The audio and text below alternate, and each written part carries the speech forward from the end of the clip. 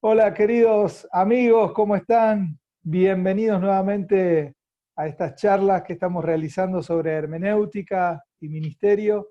Y es un placer poder estar acá nuevamente compartiendo con todos ustedes este tiempo y todo lo que tiene que ver con el trazo de la palabra de Dios. Le damos muchas gracias a Dios porque estos primeros 3 videos que ya hicimos han sido de mucha bendición para muchas personas. Gracias por los que se toman el tiempo de escribir, de comentar, de preguntar. Nos súper ayuda y nos bendice y nos anima mucho a poder continuar produciendo estas simples charlas, pero que son profundas sobre temas eternos, sabiendo que la trascendencia de este trazo que estamos definiendo, aprendiendo, tiene consecuencias eternas. Nuevamente nos encontramos con el pastor Gustavo Rizo desde Canadá, así que bueno, bienvenido Gustavo a este nuevo segmento de charlas de hermenéutica. Bueno, muchas gracias, Rodrigo. Saludos a vos y a toda la gente que estará eventualmente viéndonos por las redes. Un abrazo a todos y gracias por tomarse el tiempo también de poder mirar estos videos y Eh, que les sirvan. Bueno, en estos días especiales que estamos viviendo en todo el mundo, sin duda que la agenda de las personas, de todos, ha cambiado, los focos de atención han cambiado y creo que ha sido un tiempo también muy interesante para muchas personas de poder focalizarse en ciertos aspectos que a lo mejor no es que estaban descuidados, sino que a través de este tiempo y de esta consideración han podido focalizarse más, profundizar en ciertos asuntos. Así que en esta nueva charla, la 4, la número 4, queremos hablar acerca de los símbolos. ¿Qué son los Ujú. símbolos? Pues esto es algo que abunda mucho en la predicación, los predicadores, los maestros lo mencionan constantemente, esto como símbolo del Espíritu Santo, aquello como símbolo de esto. Y profundizando el tema nos damos cuenta que los símbolos son algo que trasciende el lenguaje bíblico, pero hoy nos vamos a enfocar específicamente ahí. Así que te quería preguntar, eh, bueno, ¿qué es básicamente un símbolo? ¿No? ¿Qué son los símbolos? Bueno, un símbolo es una expresión como parte del lenguaje humano. Eh, no, tenemos que hablar de los símbolos y tenemos que hablar del lenguaje, ¿verdad? Del lenguaje humano, de todas las expresiones del lenguaje humano. Y por supuesto la Biblia, aunque es un libro divino, lo tenemos en lenguaje humano. Mm. Lo tenemos en español y en tantos idiomas, ¿no es cierto? Entonces, como tal, el símbolo viene a amueblar, como diríamos, la casa de la Biblia, ¿verdad? Mm. Así que el símbolo es una manera de expresar una realidad espiritual de una manera práctica y de una manera hasta, si se quiere, folclórica, ¿no es cierto? Mm. Cuando uno toma en cuenta los símbolos que la Biblia tiene. Por ejemplo, de los más conocidos, podríamos decir cuando se habla de que somos ovejas, de que Dios es un pastor, aparte de ser lenguaje metafórico, que eso puede ser para otro día, eh, son imágenes muy fuertes que nos relacionan de una manera con la escritura, nos acortan las barreras que tenemos entre nosotros y la escritura para la comprensión. Básicamente, estaba estos días pensando acerca un poquito sobre esta charla y leyendo y analizando, más que todo pensando en la realidad, ¿no? Simplemente de la vida. El ser humano creo que es un ser eh, extremadamente simbólico. El origen de toda la comunicación es esencialmente simbólica, Mm. ¿no? Tanto el hecho de producir el símbolo como de poder interpretarlo. Eh, Justo leía de un lingüista ruso, ¿no? Y él comentaba acerca de los símbolos y él hablaba que apenas nos despertamos, por ejemplo, el sonido del despertador, las luces del auto cuando uno va al trabajo, el semáforo, hay una serie de símbolos que ni siquiera son lingüísticos, cómo nos interpelan y cómo los podemos Ajá. interpretar perfectamente. De hecho, todos nos despertamos a la mañana, generalmente la mayoría, con el sonido con un sonido, una campanita, un Ajá. titititi, un sonido que lo interpretamos, ¿no? Y estamos rodeados del lenguaje simbólico, más allá de lo que a veces nos damos cuenta. Ahora, esto aplicado a la Biblia no es ajena a esta realidad, Claro. ¿no? De todo el lenguaje simbólico, y hay una riqueza tan profunda que a veces el hecho, creo que de desconocer el valor simbólico de algo nos lleva a interpretarlo tal vez desde un aspecto literal, y es donde perdemos la riqueza del símbolo, ¿no? Pero eso seguramente vamos a charlar dentro de un ratito. Dale. Pero lo quería comentar porque es algo que todos estamos, tal vez los que nos están oyendo nunca lo han podido profundizar un poco más, pero desde las luces del semáforo, los sonidos del despertador, los colores y las cosas del celular que interpretamos, son símbolos que manejamos, y el lenguaje finalmente termina siendo la expresión simbólica por excelencia Ajá. que se codifica y todo lo demás. Pero, ¿por qué vos crees, en tu experiencia también de reflexión y de tanta enseñanza y de compartir con tanta gente a lo largo de Latinoamérica, eh, cuando enseñás los símbolos, ¿por qué crees que son necesarios bíblicamente los símbolos? ¿Por qué no se puede expresar algo tal vez en un lenguaje más literal o objetivo? ¿Por qué no decir la cosa y punto, por ejemplo? Bueno, creo que, bueno, es una respuesta una pregunta bien amplia. Trato de responder lo que entiendo, pero el lenguaje literal no puede reemplazar al lenguaje simbólico. Oh, eso está eso hay que remarcarlo.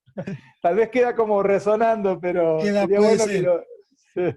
No, porque tal vez uno piensa, ¿cómo? El literal no puede... Explicar un poquito más a eso, a ver. Claro, porque, a ver, vendría a ser como, el pensamiento literal sería un pensamiento lineal, un pensamiento más estilo de nosotros, de los occidentales, que aunque no nos demos cuenta, hemos estado influenciados desde el jardín de infantes por la academia griega, ¿no es cierto? Sí, Aunque ni lo tengamos en cuenta. Entonces tenemos la idea de un pensamiento lineal, y una palabra literal, una idea literal, es un pensamiento lineal. Sin embargo, el símbolo no solamente interpreta lo literal, sino que le da colores, le da expresiones que lo literal no... Justamente lo literal tiene un límite, ¿no es cierto? Tiene bordes de sí. los dos costados. El símbolo tiene la riqueza de poder ayudarnos a pensar. El símbolo tiene la riqueza de poder ayudarnos a no divagar, no divagar, Mm, pero yo creo que Dios nos creó con una sed, con algo de arte en nosotros, ¿verdad? mm, Y el símbolo es una manera en que nosotros nos paramos frente a la interpretación. Y el símbolo me ayuda a pensar. El símbolo me lleva más allá del pensamiento lineal, que es el pensamiento literal, y el símbolo me lleva a la exploración. El símbolo me lleva al uso correcto de la imaginación. mm. Al uso correcto de la imaginación. Hay si puedo recomendar un libro que vos conociste, se llama La imaginación profética. Este teólogo, Walter Brueggemann, un gran teólogo, es el luterano, eh, probablemente uno de los mejores libros que hay sobre el tema de profetas, del libro de profetas menores y mayores, sea este, La imaginación profética. Es un libro que en español lo editó Salterrae, esta Sí, editorial, ¿verdad? Y el cual recomiendo su lectura. El hombre expresa y toma el hecho el uso de la imaginación, eh, adquiriendo cómo los profetas, por ejemplo, utilizan las imágenes sí, simbólicas, son ¿no es cierto? extremadamente simbólicos. Sí. Sí, Sí. entonces, si uno sigue la línea del pensamiento, Dios le dice a Jeremías, andate a la casa del alfarero, y yo ahí te voy a mostrar. ¿No era mejor de haberle dicho, Jeremías, mira, esto es un pensamiento muy Sí. del oeste, de nuestro? Es decir, Jeremías, mira, yo te voy a romper y te voy a hacer de nuevo. Pero Dios le dice, andate a la casa del alfarero y mirá cómo el hombre trabaja. ¿Ves cómo?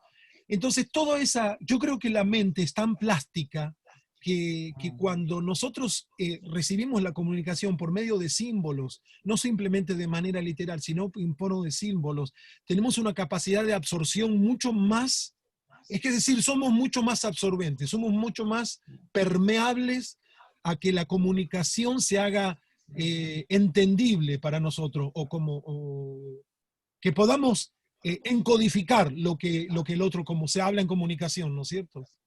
Entonces creo que ese es el valor del símbolo.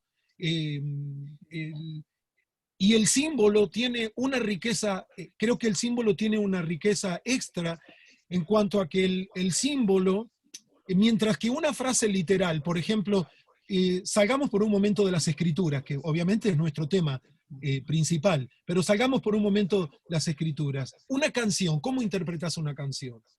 Hay muchos websites aquí en la red que ¿qué entendés vos por diferente, no sé, hay canciones, cualquier canción, ¿no es cierto?, que tiene una frase poética. Entonces, las personas van opinando qué es lo que significa esa frase poética del cantante.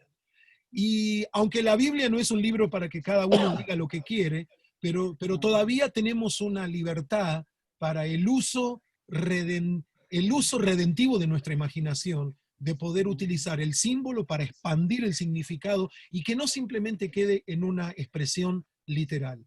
Sabemos que Dios es santo, eso no se negocia, ¿no es cierto? Pero el hecho de que así como el alba está dispuesta a su misericordia, y no sé, empiezo a pensar en las imágenes, así como una canasta de higos, qué imagen tan tremenda para Amós. ¿Y qué ves, Amós?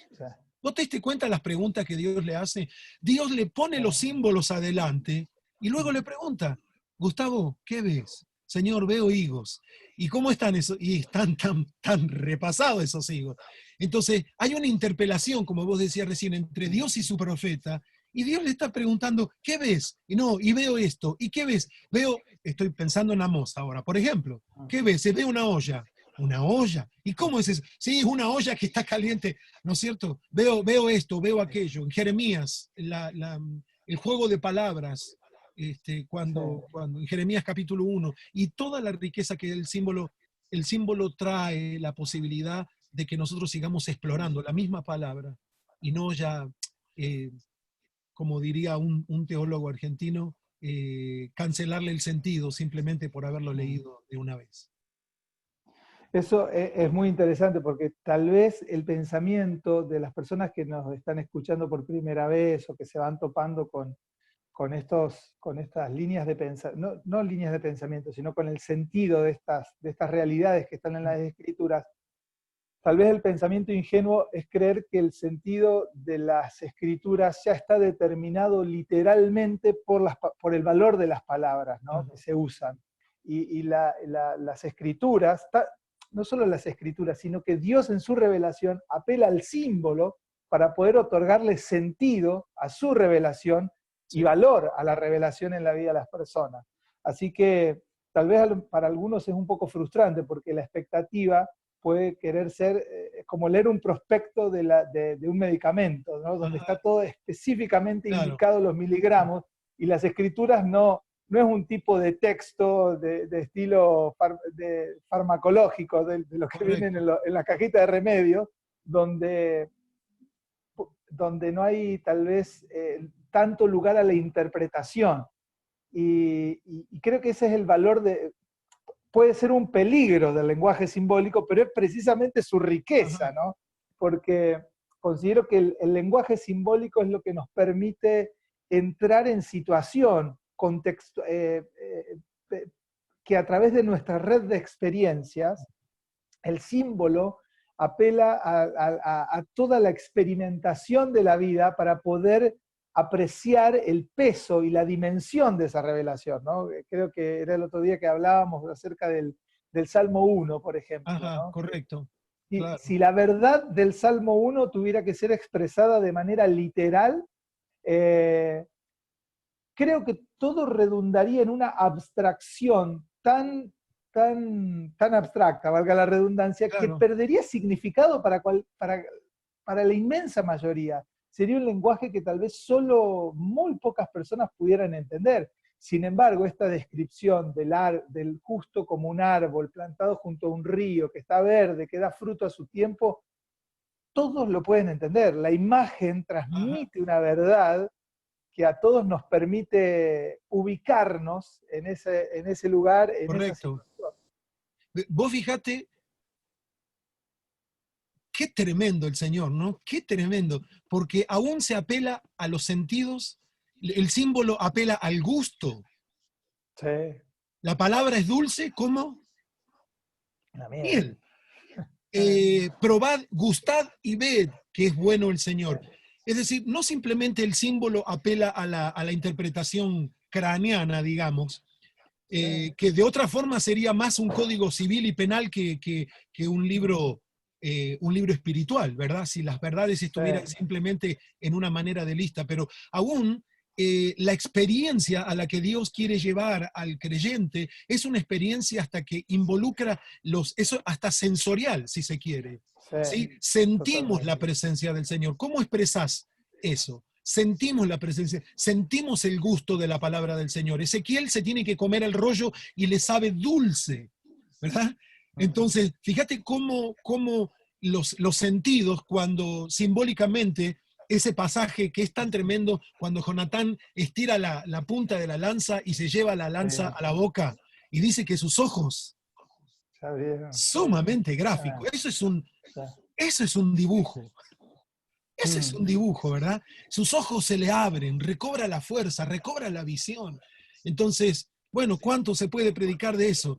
Pero ¿cómo el símbolo también apela al hecho del oír, al hecho del gusto, es decir, a nuestros sentidos eh, que menos pensaríamos que en la interpretación podría estar involucrado el sentido del Sí, gusto o del tacto, ¿no es cierto? Cuando habla de las cosas suaves, de las cosas bellas. sí. Sí que, bueno, esto da para seguir charlando, pero bajándolo un poquito al hecho de la bíblico, ¿no? Y de la interpretación de los símbolos. Tal vez, como te mencionaba, uno en un afán de querer interpretar literaliza ciertas cosas, ¿no? Cierto lenguaje figurado y simbólico lo vuelve literal, entonces uno dice, esto es literal. Y esto es así porque acá la Biblia dice aceite, dice 40, dice 1000, y a veces es un poco confuso, de hecho tal vez hay un poco algunas series de controversias en cuanto a la interpretación del símbolo y la producción de sentido que uno saca de ahí, porque está el que lo lee de manera literal, el que lo lee de manera profética o mística. Entonces, cómo podemos interpretar un símbolo? Porque conocemos personas tal vez que los interpretan literalmente, otros proféticamente, solo proféticamente, otros tal vez de alguna manera más mística o alegórica, Ajá. y hay validez en todo eso, pero ¿cómo nos movemos con la interpretación? Bueno, otra vez, creo que la idea de la interpretación del símbolo depende, a ver, el valor que le otorgamos, el símbolo es otro beneficio eh, comparado con el lenguaje literal, es que el símbolo es un idioma universal. El semáforo rojo acá y en China es igual.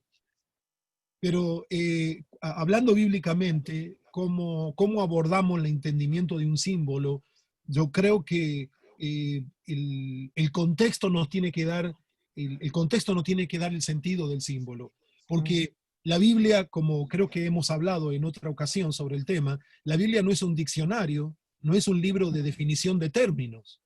En la Biblia no se nos dice que es un símbolo, en la Biblia tenemos símbolos. Entonces creo que el desafío que a cada creyente al leer las escrituras se enfrenta es el hecho de entender en el contexto en donde aparece el símbolo. Y yo creo que hay lugar, como vos decís, para la interpretación profética, la interpretación alegórica. La, la, mm, ¿Por qué? ¿Por qué hay lugar para toda la interpretación? Porque si bien hay métodos, que creo que en charlas sucesivas vamos a hablar sobre eso, hay métodos de interpretación que son más amenos, más a mano, y más prácticos para determinadas cosas, ningún método de interpretación jamás va a agotar a la Biblia. Si nosotros creemos que con este tenemos el último método con el que vamos a agotar la Biblia, estamos para atrás. No entendimos la naturaleza de la Biblia. Entonces, pero yo creo que cuando uno se aproxima con ese temor reverente, que tiene que ser siempre lo que marca nuestra lectura bíblica y nuestra interpretación, hay lugar para el símbolo de manera profética, hay lugar para el símbolo y la alegoría, hay lugar para el símbolo y la literalidad, siempre y cuando nosotros que vayamos a la palabra con el corazón correcto. Creo que todo redunda al fin y al cabo en el corazón correcto y no terminar diciendo cosas que en la Escritura no quisieron enseñar, pero yo pienso de que no tenemos el método. Yo creo que todos los métodos nos ayudan a aproximarnos y que creo que cada persona en su forma de entender las Escrituras, por supuesto con la ayuda del Espíritu Santo, que es el autor, que cada persona puede confiadamente venir a la Escritura y animarse a cortarla correctamente, con los instrumentos que tenga a mano. ¿Se responde un poco la pregunta? Sí, te quería preguntar, porque ahí justo hablaste ahí acerca del corazón y del temor de Dios.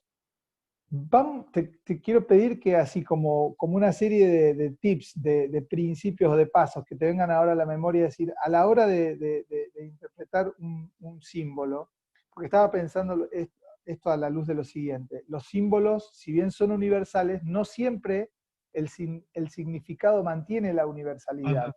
Es decir, a veces en una parte de la Biblia significan una cosa, Correcto. como mencionabas, el contexto. Entonces, bueno, ok, nos encontramos en un profeta, poné un ejemplo, cual que a vos te guste, que tengas ahora a mente, y decís, bueno, podríamos interpretar, más allá de la interpretación del símbolo, ¿qué principios darías con un corazón correcto para decir, ok, bueno, empezá por acá, fíjate esto? ¿Qué pautas uno tendría que tener en cuenta para abordar más profundamente en el sentido de los símbolos? Ajá. Para abordar más profundamente en el sentido de los símbolos. Bueno, por ejemplo... O para abordarlo al símbolo. Para abordarlos. Sí. Sí. Bueno, un ejemplo del Nuevo Testamento puede ser tomar una parábola.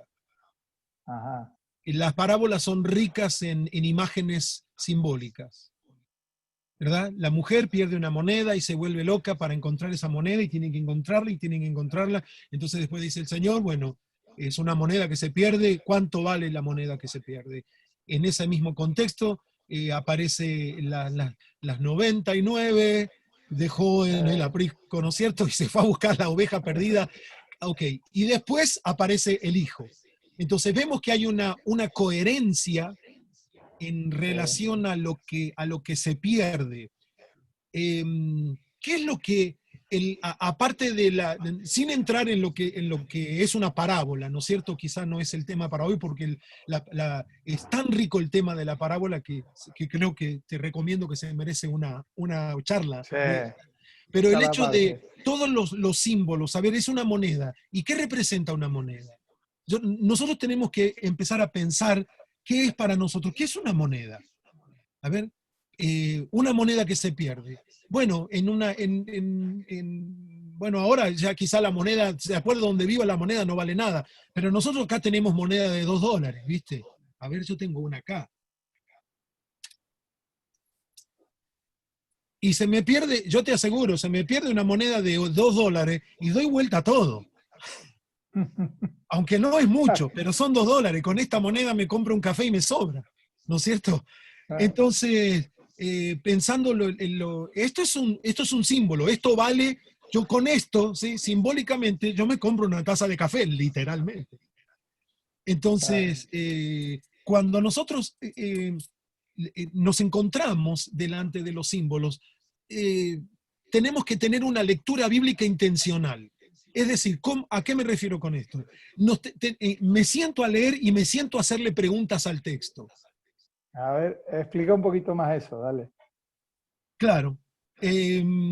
Generalmente yo para esto recomiendo un parágrafo, una historia cortita, 5 versículos, 4 versículos, 6 versículos, ¿verdad? O los dichos de Jesús, por ejemplo, la lámpara del ojo es el cuerpo, la lámpara del cuerpo es el ojo, perdón, y ustedes son la luz, son la sal. Son metáforas cortitas, pequeñas. Agarrar uno de esos parágrafos y empezar a hacerle preguntas. ¿Y qué es la luz?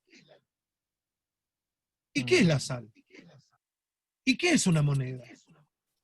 Y en la medida que nosotros, mire, creo que el mejor estudiante bíblico no es el que hace todas las tareas, creo que el mejor estudiante bíblico en este tiempo, creo que es aquel, o mejor dicho, no sé si el mejor estudiante, el que más puede llegar a aprender de la Biblia, estudiando solo en casa, sin la ayuda de nadie, es la persona que mejor pregunta le haga al texto. La persona que mejores preguntas les haga al texto bíblico. Entonces, eso, por ejemplo, en un evangelio. En el libro de Amós. El libro de Amós, pongo un ejemplo, ¿no es cierto? En el capítulo 1 y 2 tiene una serie de oráculos en contra de las naciones. Empieza a hablar de Edom, de Moab, y empieza a usar todo un lenguaje simbólico que, uy, no, esto lo voy a pasar y voy a buscar a donde Amós diga, voy al capítulo 3 donde dice que él revelará, no hará nada el Señor sin revelar su secreto a los profetas, porque más o menos ese es el primer versículo que se entiende. ¿No es cierto? Si el león ruge, quién no profetizará? Entonces, y yo entiendo eso, entiendo, porque es un lenguaje lejano, pero está cargado de símbolos. Cuando uno aprende a tomarle, porque por 3 pecados de Moab y por el cuarto, ¿se refiere a que cometieron 3 pecados y que ya el cuarto Dios no se lo banca más? ¿O es una manera simbólicamente en el lenguaje de decir, ya estoy cansado? No fueron 3, no fueron 4. Es como los proverbios numéricos. 7 cosas aborrece Jehová, ¿no es cierto? Y estas cosas, no son que son 7 cosas, es toda una expresión simbólica que demandan de nosotros un entendimiento. Porque Pero si yo ahí, por ejemplo, te paro un ratito, sí, porque tal vez una persona que nos está viendo, que nunca tomó un diccionario, que está escuchando esto por primera vez, piensa 3 pecados que debe haber en el texto. Yo me acuerdo de ser adolescente y leer así a veces las cosas. Tengo que encontrar cuáles son esos 3, porque entonces si entiendo los 3, voy a poder llegar a comprender el valor de esta palabra y qué son las cosas que Dios aborrece. Y entonces a lo mejor uno se queda pensando en el 3 y se pierde, porque literaliza el número y claro, literaliza la frase, que puede ser un hebraísmo, una forma de decir, y tal vez uno interpreta nosotros sí decimos, mira, 3 cosas hiciste, ya no me aguanto más nada, estas 3, ya, 3 encima, la tercera es la vencida, listo, me cansaron muchachos. Pero hace 3000 años atrás, esas formas querían decir otras cosas, ¿no? Y entonces, está bueno esto que mencionás de hacerle preguntas al texto, pero también a veces no podemos evitar nuestro modo de entender ciertos símbolos, ¿no? Y nuestro modo de entender ciertas realidades que las traemos y las ponemos ahí. Y creemos que lo que dice es lo que en mi mundo tengo claro. acerca de ese tipo de frases o palabras o realidades. No sé, ahí, ¿qué hacemos con Sí, esa con ese tipo de cosas? bueno, bueno, ahí donde creo que entra otra, em, no sé si, no es la palabra faceta, pero entra otro ingrediente que creo que tiene que ver con la maduración con la que uno va al Eh, texto, ¿no es cierto? Otra esfera, esa es la palabra que quería usar. Entra no simplemente la esfera, digamos, consciente, sino entra también, es decir, consciente me refiero en cuanto a que necesito atención para leer la escritura y demás, y la disciplina de leerla, sino también la madurez con la que uno viene al texto, ¿no es cierto? Y creo que mira, yo creo que eso no se puede apurar. Ni la madurez del creyente es triste cuando el creyente se atrasa y no madura, pero tampoco podemos acelerar con 1000 seminarios, no vamos sí, a acelerar, ¿verdad? no. Y creo que el Algo que, sí, entendimiento, perdón, el entendimiento de la sí, sí, escritura va a ir parejo a la... Y las sí. preguntas que le hago al texto, y permitirme remarcar esto y ya te doy, quiero repetir esta idea. Creo que la persona que más aprende de la escritura, de alguna manera, en su estudio privado, es la persona que le hace preguntas más francas al texto y se para Sí, sin ninguna hoja de higuera, ¿viste? Desnudo, así estamos, sí. delante de la palabra y le hago preguntas al texto. Sí, eso que mencionás, creo que a lo largo de la historia muchos ministros del Evangelio lo han ido sosteniendo, que las buenas preguntas son las que nos ayudan a arribar a la madurez. Ajá, Desde el punto de vista natural, crecemos por medio de las preguntas y espiritualmente también. De hecho, una fe que no pregunta, ajá, pero no en el mal sentido, ¿no? Sino creo que eso lo tenemos bien ejemplificado en la vida de María y de Zacarías en Lucas 1 y 2, el tipo de preguntas, el tenor de las preguntas, claro, claro, la espiritualidad de las preguntas, que son literalmente son las dos muy parecidas, pero procedían de corazones completamente diferentes, ¿no? Y esto animarlas a hacer preguntas. Pero algo que me venía mientras estabas hablando y que lo hemos charlado en otros videos, es acerca de que el trazo no es algo individual. Entonces, por ahí hay personas que siempre la interpretación la manejan a nivel privado, y sé que hay un versículo que habla sobre el asunto, pero ajá, más allá de eso, el hecho de poder compartir las conclusiones, preguntarle a los líderes, porque el hecho interpretativo no es algo personal, sino que es algo comunitario. sí, Más allá de que yo en mi pieza, cuando leo la palabra y estoy en oración y busco la presencia del Señor y estoy orando y viene un versículo y lo conecto y a veces se despliega toda como una visión, ¿no? Y que ajá, es hermoso, pero finalmente esto se conjuga en una experiencia comunitaria como es la vida de la iglesia. Así que para claro, animar a las personas que están con esto, que a veces el error de muchas personas con las que hemos caminado es que han cerrado el sentido de su entendimiento en esa experiencia ujú, y cuando lo comparten, no lo comparten como de forma abierta, sino ya cerrada. Esto no se puede modificar, ¿no? claro, Y ahí es donde a veces se cierra y se producen ciertos roces, ciertas cosas, porque una persona que cerró el entendimiento de una palabra no se abre a poder, a que le puedan mostrar ciertas realidades que el texto está queriendo correcto, claro. mostrar, ¿no? Así que bueno, qué lindo, que está para charlar. Sé que podemos charlar mucho más, pero manteniéndonos en este lugar de herramientas y acerca de los símbolos, hemos charlado muchas veces, por ejemplo, con símbolos muy fundamentales de la Biblia, como son, por ejemplo, el agua, el aceite, Ujú, los que son referidos al Espíritu Santo, tal vez son los ujú. más comunes, los que más vemos y los que más interpretamos. ¿Se puede interpretar el valor de un símbolo que lo tenemos muy claro en un contexto y ver siempre el valor de ese símbolo en todas las descripciones bíblicas? Es decir, tenemos en algún lugar que diga hoy no me viene ninguna ahora a la mente, pero que el Espíritu Santo es como un aceite, ¿no? Entonces, Ujú. cada vez que aparece la palabra aceite o alguna historia con aceite, ¿siempre va a ser el Espíritu Santo? O el vino, por ejemplo, Ajá. ¿no? Son símbolos que están ya muy identificados en la mentalidad evangélica, asociados al Espíritu Santo. Pero siempre que hay algo relativo a eso, ¿es algo relativo al Espíritu Santo o no? ¿O cómo se interpreta eso?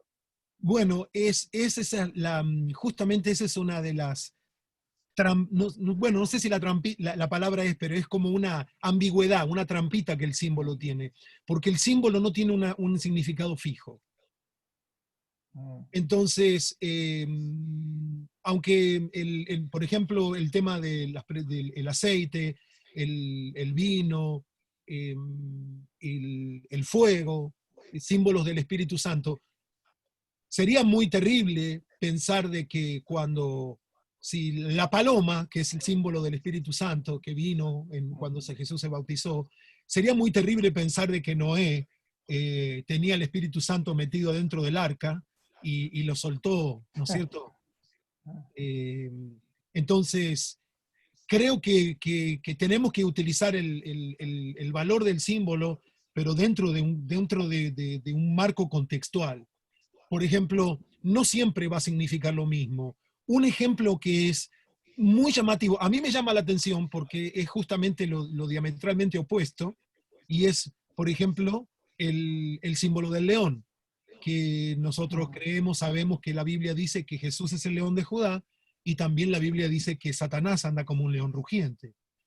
Entonces, cuando uno ve esa ambivalencia, esa esas dos facetas completamente opuestas, son contrarios completamente, como yo le llamo, irreconciliables.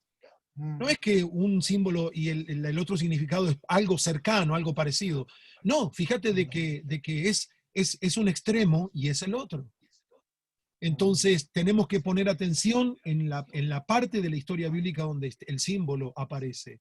Por ejemplo, la paloma aparece en el libro de Génesis, en Noé la suelta, ahí vuelve con una ramita de olivo y después ya no vuelve. Si tuviera que darle valor a que el espíritu ya no vuelve, podría decir cualquier barbaridad, ¿no es cierto? Entonces, Sí, creo que lo que está enseñando ahí no tiene que ver con el Espíritu Santo, y que lo que el Evangelio enseña acerca de que el Espíritu Santo vino a Jesús como paloma, evidentemente se está refiriendo al Espíritu Santo. Entonces, generalmente alrededor del símbolo, porque el símbolo no aparece colgado en el vacío, el símbolo tiene. siempre, Claro, el símbolo tiene anuncios alrededor. ¿Qué es lo que te estoy diciendo? El símbolo es el agua. ¿Qué es lo que va a producir si tomas el agua viva? Fíjate, Juan capítulo 4, por ejemplo, el símbolo del agua. La mujer está en el plano natural, completamente súper en lo natural. La mujer quiere agua del pozo, le pregunta a Jesús, y Jesús, el idioma que usa Jesús es un idioma simbólico. Y la mujer está, y dale con lo literal, y dale con el agua, y dale, ¿y dónde está tu balde? No, no, no, mujer, te estoy hablando de otra cosa. Pero Jesús, fíjate, esta integración que hacen entre Jesús y la mujer, Jesús le habla con símbolos, la mujer le responde en un pensamiento lineal, ¿verdad? Entonces, todo el capítulo 4 no aparece el agua simplemente como un símbolo del Espíritu o como un símbolo de la presencia de Jesús. Todo el capítulo nos da las pistas para que nosotros podamos decir, bueno, acá el agua es un agua que salta para vida eterna. ¿Qué significa eso? Bueno, el agua representa la vida eterna, la presencia del Espíritu Santo en la vida del creyente. Entonces, generalmente donde aparece el símbolo, tenemos un contexto que nos están apuntando al símbolo y que le están dando sentido al símbolo para que no. Es decir, entonces, el símbolo tiene que el símbolo tiene que ser inteligible, tiene que ayudarnos a acercarnos al texto, no alejarnos. sí, sí, eso está buenísimo. Eso hay que remarcarlo. Y algo más que ahí para que vayamos cerrando, pero que el hecho, ay, se me voló lo que quería decir, estábamos hablando de la paloma y se me vuela el Se voló el pensamiento. paloma. Este, no, con respecto al carácter del símbolo, la representatividad que evoca, siempre está en el contexto, ¿no? Entonces eso, por ahí es la trampa, creer que yo puedo sacar tal vez un símbolo del Nuevo Testamento, conectarlo en otro lugar donde no tengo contexto para ese símbolo y Ajá. decir el valor de este símbolo en Éxodo o en tal profeta es lo que acá en el Nuevo Testamento significa, ¿no? Hay casos que creo que hay ciertos símbolos que se repiten, pero el contexto mismo lo Sí, permite ver y en otros lugares no lo sí. dice, ¿no? En Fíjate, otros vos lugares, mencionabas el vino, se me vino a la memoria. El sí, vino como símbolo del Espíritu Santo, pero el vino también es símbolo de la ira de Dios. sí, sí, sí. Yo estaba pensando recién en la levadura, por ejemplo, ¿no? Ajá, Que generalmente como valor negativo tiene. ajá, Y hay una parábola, el único valor positivo que le da Jesús es la parábola de la levadura en cuanto al reino, que es correcto. como una medida de levadura, pero después generalmente aparece como algo que hay que sacar de encima. Pablo lo usa en ese sentido. La fiesta de los panes sin levadura, el pueblo hebreo tenía que sacar la levadura porque representa como símbolo, representa algo negativo y de repente Jesús lo pone como algo positivo. Sí, Si leemos todo el valor simbólico de la levadura en la Biblia a la luz de la parábola, vamos a interpretar cualquier cosa, ¿no? seguro que sí. Entonces, esto que a lo mejor nos da risa y que parece muy obvio, es lo que a veces hacemos en lugares más complicados, más sutiles, y le añadimos un valor simbólico a algo que no lo tiene, que a veces hasta incluso era literal, ¿no? La paloma de Noé. ¿tiene valor simbólico la paloma de Noé? Bueno, si uno le busca lo puede tener probablemente, pero también tengamos en cuenta que estaba en un mar, en un lugar imposible, donde estaba un ave. Entonces, a veces el valor, sí, pero era una paloma, no era una gaviota. Bueno, probablemente uno si quiere le va a terminar encontrando un valor a veces. Pero hay veces también que uno fuerza la imagen para que diga algo cuando se está remitiendo a una experiencia literal o está describiendo una situación simplemente. Sí, bueno, eso sería el abuso que se le puede hacer al símbolo, ¿no? Y eso, ¿sabes qué es? La imagen que se me viene, el símbolo que yo he pensado acerca de esto, de la deformación del símbolo, es cuando uno estira una foto de bajo pixelaje, ¿viste? O que la foto queda así ancha, o que queda larga, la cara larga, ¿viste? Esa foto tiene una medida, y si la estirás para acá o para allá, se deforma todo. Se deforma, y bueno, creo que el símbolo también tiene cierto límite, ¿no es cierto? Si lo tirás, se deforma. Sí. Así que bueno, y tengo una última pregunta Dale. para hacerte, porque esto siempre se relaciona mucho con algo que aparece en la Biblia, que es los tipos. Entonces, ¿son sinónimos los símbolos y los tipos? ¿Son la misma cosa?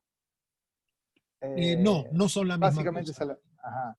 No, son diferentes. El símbolo es todo lo que venimos hablando y mucho más. Hay una gran riqueza para nuestros oyentes en explorar el símbolo. El tipo, quizá la diferencia per se, por excelencia, de la diferencia entre ambos es que mientras que el símbolo es movible y el símbolo tiene estas facetas que puede significar en cada contexto, puede determinar el valor simbólico de algún elemento o de algún dicho, de alguna frase, el tipo no. El tipo no permite, claro, el tipo no permite estirarlo. El tipo es lo que quiso decir, ¿sí? Y el tipo mientras que el símbolo es una figura, podríamos decir, que se vale por sí misma, el tipo necesita de un antitipo para ser tipo. Sí. Es decir, el tipo y el antitipo, el tipo, mientras el tipo es un anuncio, el antitipo es la respuesta del anuncio. Entonces, para que sea, es como pregunta y respuesta. El símbolo es simplemente una figura que no depende de ninguna otra clase de figura para tener su valor y su sentido, para tener su identidad. El símbolo es símbolo en todos lados. El tipo necesita de su antitipo, es decir, Como una confirmación, digamos. claro, un cumplimiento sería. Un cumplimiento. Un cumplimiento. Porque tiene esencialmente es profético el tipo. Ese es otro elemento, justamente, que el símbolo es parte del lenguaje poético, del lenguaje narrativo. Sin embargo, el tipo es parte del lenguaje profético que contiene la Biblia de tapa a tapa. Es la palabra profética, la Biblia, ¿no es cierto? Entonces, esta creo que son a grandes rasgos, ¿no es cierto? Generalmente al ignorar esto, uno puede, sin ninguna intención, simplemente por ignorarlo, puede confundir y decir generalmente, no, bueno, porque el pastor o este símbolo, la piedra es un tipo de... Entonces, tenemos que ver si es un tipo o es un símbolo, ¿no es cierto? Vos sabés que déjame recomendar otro libro. Hay un libro que está... Ok, hay un manual que lo tengo por ahí, que se llama Diccionario de Figuras de Dicción de toda la Biblia. Es un manual del año 1883, si mal no recuerdo, escrito por un teólogo que se llamó Bullinger. Y ese es un socotroco de esos libros como el Diccionario de Clie, el Diccionario Bíblico, de ese mismo tamaño, que tiene, se llama Diccionario de Figuras de Dicción de toda la Biblia. Fíjate, 1800, casi el año 1900, ¿cuánto hace más de 100 años que ese libro fue escrito? Todavía no se conoce otro manual que haya recompilado todas las figuras bíblicas en un solo tomo y que las haya puesto a disposición de las personas. Entonces, es una herramienta muy útil, muy buena, que nuestros oyentes lo pueden buscar, en su librería o si tienen por internet, como sea que accedan a este material, diccionario de figuras de dicción. Y ahí van a encontrar una tonelada de explicaciones, algunas bien técnicas, pero sobre tipos, símbolos y otros elementos de la hermenéutica. Por eso le digo, es un diccionario grande. Finalmente, el lenguaje simbólico entra dentro de lo que sería el lenguaje figurado, es parte del lenguaje figurado, o es algo aparte del símbolo. El símbolo es parte del lenguaje. Barra figurado, barra profético, barra poético, Sí, está barra en todos lados. narrativo. En la Biblia tenemos un estilo, en la Biblia, por ejemplo, tenemos un estilo que es único de la Biblia. Nosotros tenemos evangelio, que aparte de lo que significa literalmente, es un estilo literario. Cuando decimos que son las biografías de Cristo, no estamos correctos. Los evangelios son evangelios. Entonces, barra evangelio, para agregar al espectro, ¿no es cierto?, de lo que el lenguaje figurado y los símbolos es. El símbolo es parte del lenguaje humano en todas sus expresiones. Sí, es un tema apasionante. La verdad que leyendo algunas cosas, considerándolas o simplemente pensando sobre esto, ejercitando un poquito el pensamiento, uno puede ver el valor de lo simbólico realmente atraviesa nuestra existencia Sí. desde el primer momento. De hecho, aprendemos atribuyéndole valores a los símbolos, ¿no? Desde el lenguaje no verbal, por ejemplo, pero que son las manos, dar una indicación, un sonido, saber cuándo la musicalidad de los sonidos, entender cuándo es una pregunta, de cuándo es una afirmación enérgica.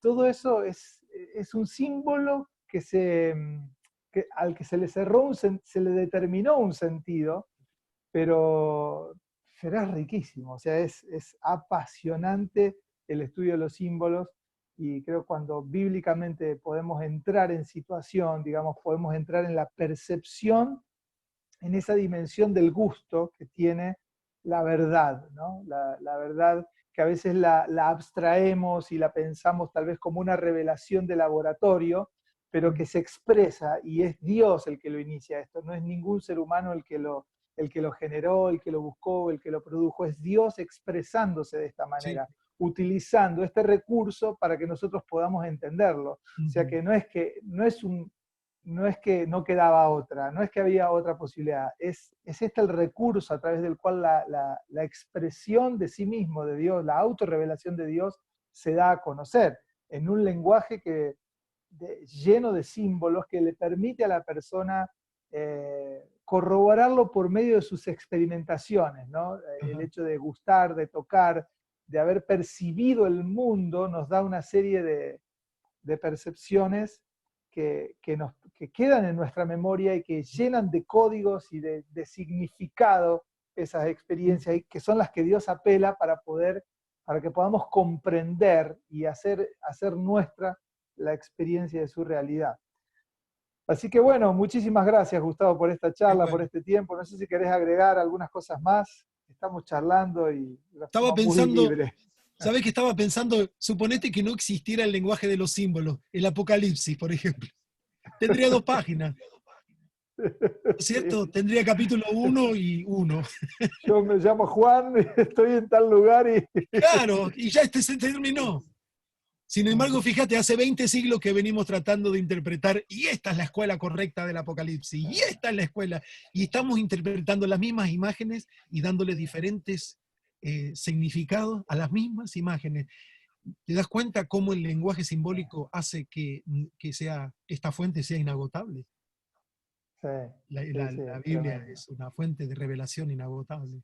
Mm. Así que, no, contento, y espero que No las sé. personas que están escuchando nos escriban, nos Sí. comenten también si tienen alguna inquietud sobre algún tema que les gustaría aprender y quizás podemos eh, hablar alguna vez de eso, si es que es algo posible para nosotros Así Sería que, genial. Estamos pensando muchísimas charlas, pero le invitamos ahí a los que están mirando esto, a donde sea que claro. haya llegado.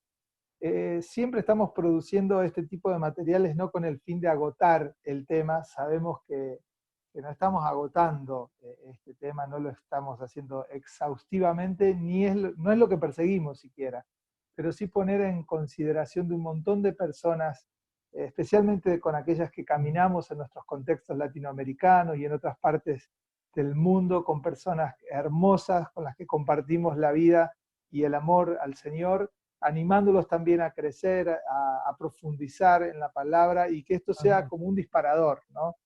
Para aquellos que están comenzando a trazar la palabra, para aquellos que ya están trazando, para aquellos que han tenido un gran trazo, todos necesitamos recordar, renovarnos permanentemente en esta ciencia y en este arte de la interpretación de la palabra de Dios. Así que con ese fin producimos este tipo de materiales y los queremos animar, que comenten, que los compartan y que hagan preguntas siempre en un buen espíritu que puedan sugerir para que podamos seguir trabajando y desarrollando este tipo de charlas. Así que bueno, Gustavo, muchísimas gracias por tu tiempo, gracias por estar ahí, por todo lo que compartiste. Y a todos los que nos están mirando, les decimos chau, esperamos verlos próximamente. Gracias por estar ahí, te mandamos un abrazo grande donde sea que estés. Bendiciones y nos vemos pronto en un próximo video, en una próxima charla a través de este canal de YouTube. Chau, chau.